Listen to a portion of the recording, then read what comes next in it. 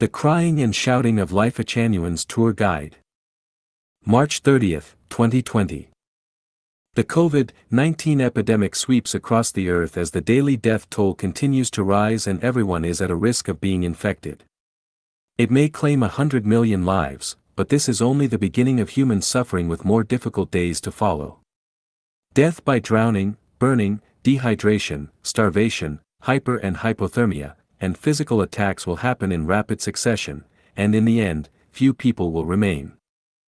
For the last 18 years, I have been calling, yelling, and crying out to people to attach importance to the construction of the human soul because the core of all crises is the one of the soul, and I have been warning people that it is only by changing the traditional mode of production and life that people be able to survive the crises and turn them into peace.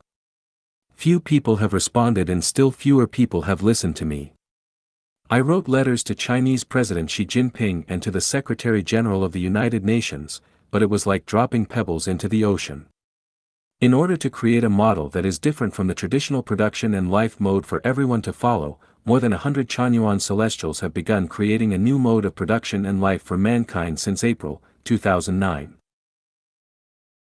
Whether the mode is good or not, government staff and public security personnel have visited and investigated our home with 600 individual officer visits, during which times they have witnessed our status quo. Just ask them, they will not say that they found anything bad. So, as the tour guide, what did I get? Verbal internet abuse at me ranged from liar, fool, sorcerer, to demon, all the way to devil king, and those were just some. As for the parents, children, spouses, and siblings of Chanyuan celestials, threats and scolding from them were even worse. Even today, a father of one Chanyuan celestial said that I brainwashed his child and ruined her brain, and that he would never stop holding me accountable for injury to him and his family. People scold me mostly about cheating my followers out of their money. Lord in heaven! Whose money have I taken and how did I take it? I sold all the property that I had accumulated over the past 10 years and invested in the construction of the new oasis for life. I am still worrying about my 3 meals each day. You say that I cheated them for money, but I ask where your conscience is.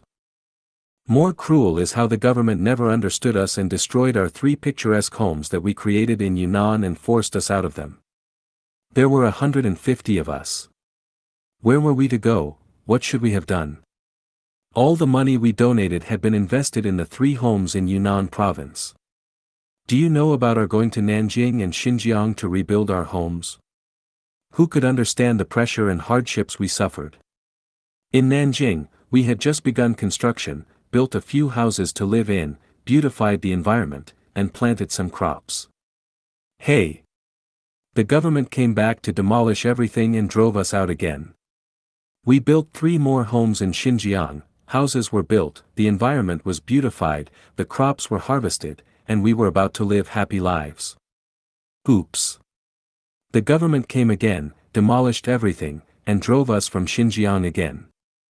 We could do nothing but find another place in Yunnan to build 3 more homes secretly. After we finished everything, everyone was smiling and we were all ready to live happy lives.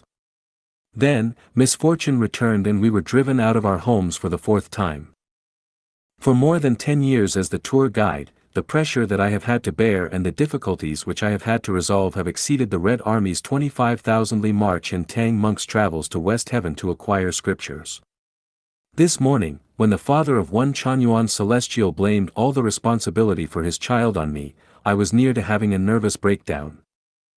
Over these 10 years, more than a dozen children have grown up in our home as our middle-aged members have matured and grown old. More than 20 Chanyuan celestials are now over 70 years old. Most of them have no retreat and no source of income. What about their senior care? I once hoped that people who read my 800 values for New Era human being would pay $1 each, but more than 10 years have passed and fewer than 10 people paid their dollar. Lifechanyuan's column on a North America-based, Chinese-language website has been viewed more than 170 million times, but very few have paid their dollar. We once published Chanyuan Corpus and Xiefeng Corpus in a paperback format with the hope of getting some income from selling those books. As a result, the state banned their sale and the cost of their publication has never been recovered. I can now feel the pain deeply in Christ Jesus' heart when he was nailed to the cross, and understand deeply why Buddha Shakyamuni shed tears when he talked with the Chinese devil king. I am not complaining to anyone here because although we have gone through hardships, we have never complained about heaven, earth, society, the government, or anyone. The world is faultless, all faults lie within us. I am just faithfully recording the history and development of Lifechanyuan, and the course as the tour guide of Lifechanyuan, so as to provide a way of thinking and reference for people who want to follow the footsteps of Jesus, Shakyamuni, and me, Xiefeng in the future. But there is still one thing that I must emphasize here: if humankind wants to survive crises and disasters and have lives in which the talented will be put to good use and the whole world will be one family, no one will pocket anything found on the ground and doors are not bolted at night, the weather will be good for harvesting, everything will be prosperous, and everyone will be happy, joyous, free and blessed. You can only follow the path pioneered by Lifechanyuan. I, Xiefeng, am currently the only candidate to lead humankind out of its predicament. Of course people can continue to mock and ridicule me, insult and abuse me, and continue to threaten me, so let us wait and see. When people die in rapid succession and when they are enveloped by the fear of death, they will know who I am. When Lifechanyuan is driven to a dead end, humans will have reached the end of the road to complete destruction.